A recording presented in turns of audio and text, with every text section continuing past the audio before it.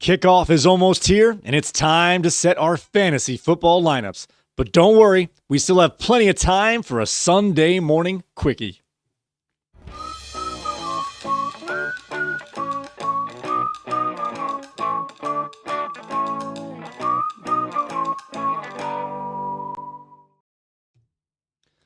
Welcome into another edition of Wingman Fantasy Football, the League Podcast. I'm your host, Michael Furley, and as always, I'd like to thank all of you, or any of you who may be watching or listening to today's show. This is episode 163, a Week 3 Sunday morning quickie. And in this short show, we will see who's in and who's out for week number 3. We will review our show starts of the week. We'll let you in on the players to watch in our Wingman Jam contest, and we'll let you know the very best way to get the most updated news to help you set your fantasy football lineups. But before we do any of that, I want to make sure that everybody is in the room. Wingmen assemble!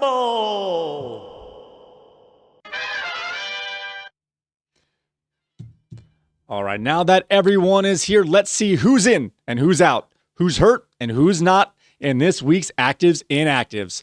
All right, just a reminder, there are no teams on bye this week, so every NFL team will be playing this weekend. We're going to start with some players who are out for longer term.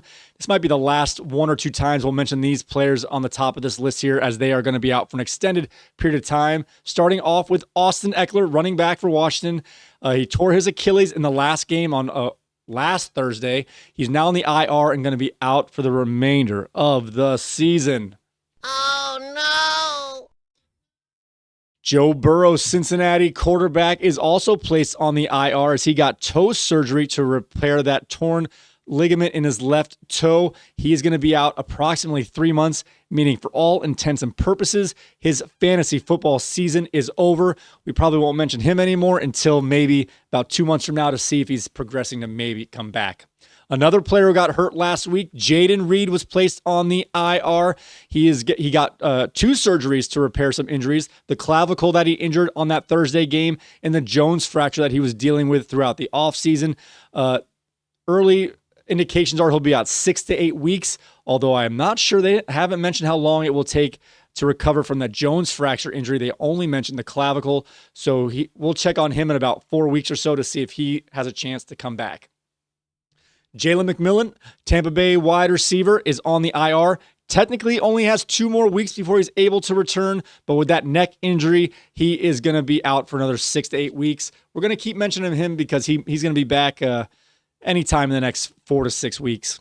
All right, this one is a little more ambiguous, although we know the outcome for this week. Joe Mixon is still on that NFI list. He only has a minimum of 2 weeks to miss. However, there is no indication that this guy is ever going to come back. I'm not blaming him, just saying that's what's happening here, guys. Joe Mixon is out for this week and at least the next 2 weeks, including today. And we'll check on him after that to see if he has a chance to return.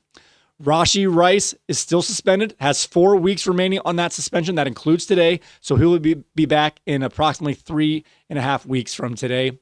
Aaron Jones was just placed on the IR with that hamstring injury, which means he's going to miss a minimum of 4 weeks starting today. George Kittle was placed on the IR a couple weeks back with a hamstring injury. He's going to miss 3 more games at a minimum, including the Sunday's game. Christian Watson, Green Bay wide receiver, started the year on the PUP list. He's only got 2 weeks left to wait, and that includes today. And he is apparently chomping at the bit to get back. So keep an eye on Christian Watson. He might be someone to target in the next 7 to 10 days, if not earlier, to put on your team, especially if you have an IR spot. Brandon Ayuk. Hadouken! Brandon Ayuk is on the PUP list, still has a minimum of 2 weeks left before he can return, but he has started individual drills. I don't think that means he'll be back in those 2 weeks, but he's definitely working his way back. I expect him to be back in about 4 weeks, but that's just speculation at this point. But he will be out for a minimum of 2 more weeks, including today's game. Tyler Bass, kicker. He already played this week. I should have taken him off this list. So that means they have already missed the 3 games. He only has 1 more week to miss before he's eligible to return, although we'll see if he gets a job back from Matt Prater. Jordan Addison only has to wait one more game before he can return to action next week, but he will be out for week number 3. All right, these are players that are more short-term injuries, and unfortunately, these players are still out as we had a lot of quarterbacks, a lot of starting quarterbacks looking like they're going to miss week 3's action. Starting off with Justin Fields. He's actually going to be out on Sunday, making way for Tyrod Taylor to get the start against the Bucs today. Jaden Daniels, oh no, they said he was preparing mentally, wasn't going to practice till Friday at the earliest, but they ruled him out before the end of Friday. Jaden Daniels is going to miss the game today for Washington. It means Marcus Mariota is getting back onto the field. Staying in Washington, Noah Brown is also out today. Chris Godwin is progressing, he is progressing. He has been practicing, but he's going to miss another week. But he is getting ready to come back. He can come back technically anytime as he's not in the IR. But the news reports are that he is nearing a return, potentially week 4, 5, or 6 at the latest. Sticking with more quarterbacks that are missing, J.J. McCarthy is also out this week with a high ankle sprain, meaning Carson Wentz will get the start for the Vikings. Will Shipley, backup running back for the Philadelphia Eagles, is also out today against the Rams, meaning maybe Tank Bigsby might get his first significant work as the backup to Saquon Barkley for those Eagles.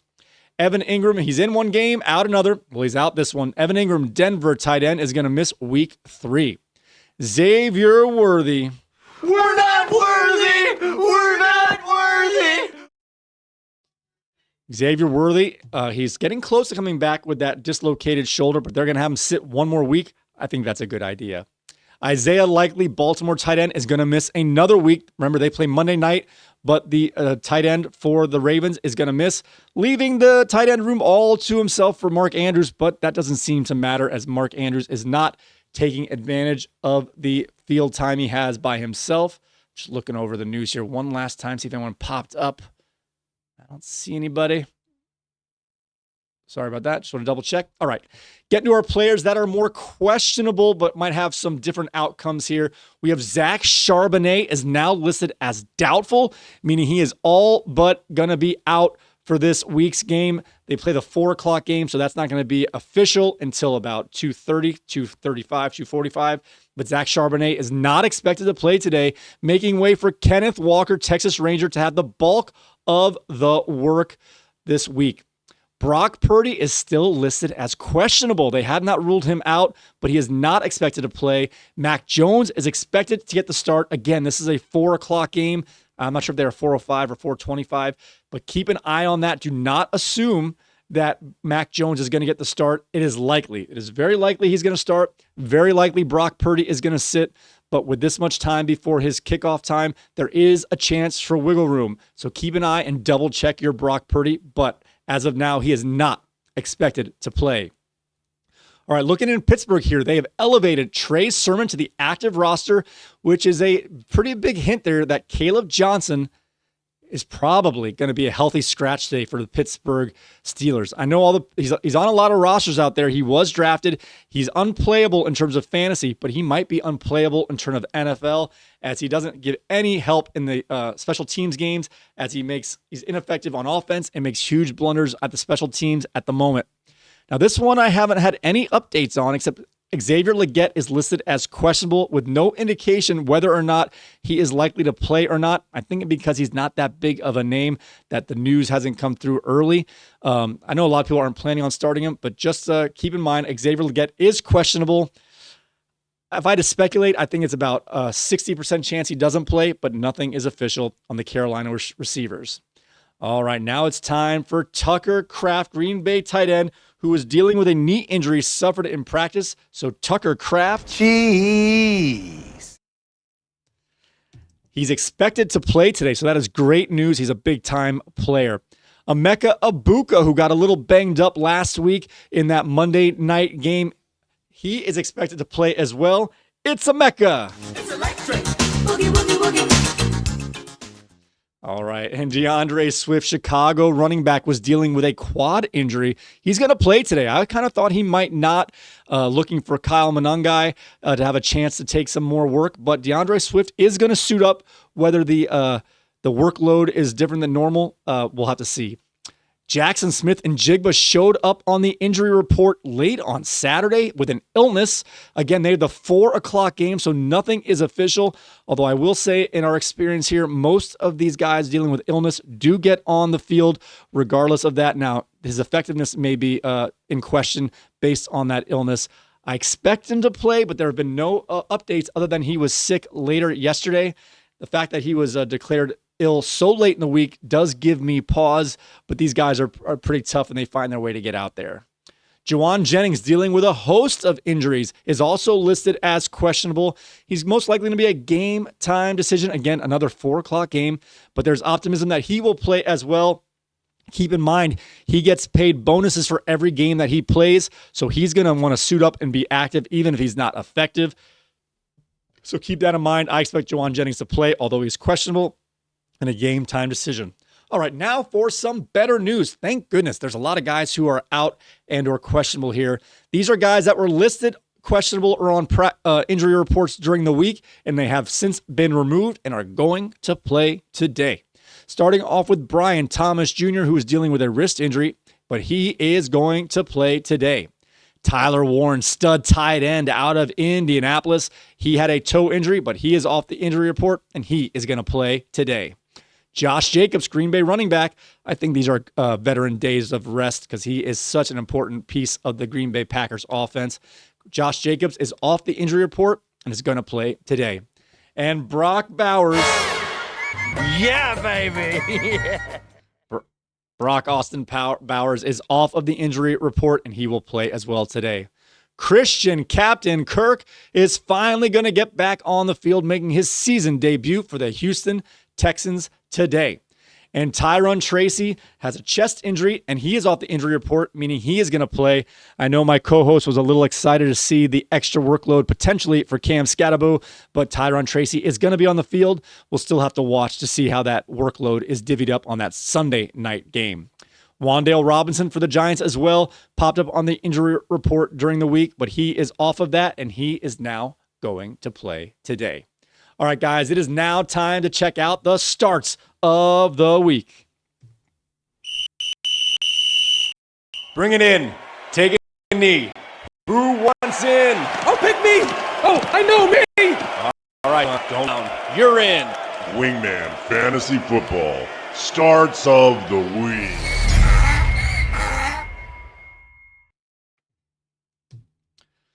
All right, guys, a friendly reminder. We're looking for guys who are in that flex range that you can start ahead of some of your questionable or early drafted players here. And I have to say here, I'm just going to give you, my co-host Bernie is obviously not with me today.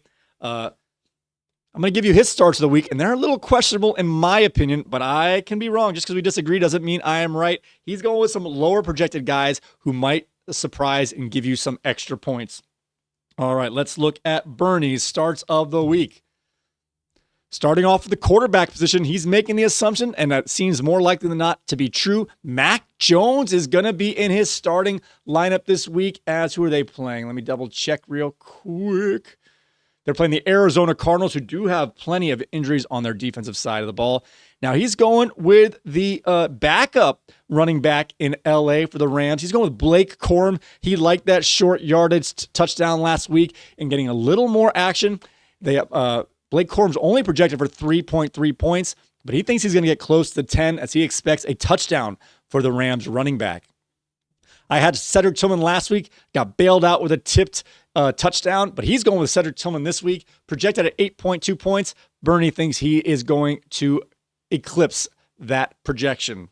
All right, guys, now it is time for my starts of the week. Let's see what's out there today. We're going with... This one's a little obvious. We're going with Dak Prescott versus the Chicago Bears. The Chicago Bears give up the most points to the quarterback position, and with I think it's Jalen Jones, is it cornerback or safety? Pardon me for not being exact there. A defensive back for the Chicago Bears. Their best defensive back is out today. They've already got a suspect passing defense, and one of their better players is out. I expect a lot of points in the passing game for the Cowboys. My running back start of the week is Jordan Mason, getting all of the work today with the absence of Aaron Jones. He's playing against the Cincinnati Bengals, and the Bengals give up the third most points to the running back position. Like I said before, with the absence of Aaron Jones, it's going to be all Jordan Mason. And Carson Wentz has a proclivity to check it down to the running backs. We know Jordan Mason is not a prolific pass catcher, but he's going to be on the field in all those situations, and I think he's going to get 3 catches today. My wide receiver start of the week is George Pickens in that same game. I'm doing a little bit of a stack here against the Chicago Bears, who give up the second most points to the wide receiver position. All right, guys, we play a little game we like to call the Wingman Jam. In this game, we pick an NFL team and we pick any 2 offensive players from that team, and we see which stack or tandem can get the most points.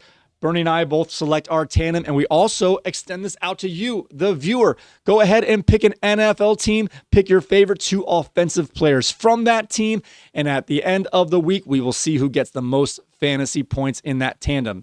You get 1 point. Now, we do a standings in this situation here. You get 1 point for just playing. So just show up, pick a team, you get a point. If you're in third place, you get a bonus point. Second place, you get 2 bonus points. And if you're in first place, you get 3 bonus points for the week. After 3 weeks, the team with the highest point total in that regard, not in fantasy points, but in standing points, will earn themselves a seat into the Showcase Showdown, which takes place in week 7. So the first 3 weeks, we earn a Showcase Showdown seat earner, and then weeks 4 through 6, we do it again, and then those 2 players will go heads-up battle, mano-a-mano in the Wingman Jam for a chance to earn a prize or gift card. So go ahead and pick your tandem, pick your team, put them in the comments, and we will put you into our Wingman Jam. All right, with that being said, let's see which players and tandems were picked for this week. Wingman Fantasy Football. And Jam with Bernie the Bounty Hunter and Amazing Spidey. Shakalaka.